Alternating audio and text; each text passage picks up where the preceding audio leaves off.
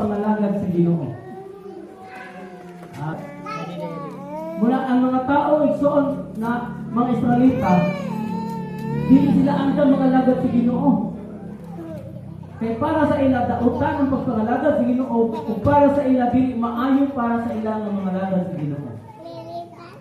Dili makaayo sa ila ang pagpangalagad sa Ginoo. Kaya nga no, dili makaayo sa ila. Ikaw daw, iyaan nimo ang imong mga bisyo. Dili na makaayo.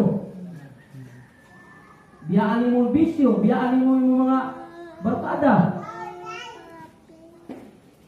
Amen? Usbuli mo yung pagkinabuhi. So para sa imo di makaayo, para sa imo tarok mga lagad. Way namin mga lagad sa Ginoo kay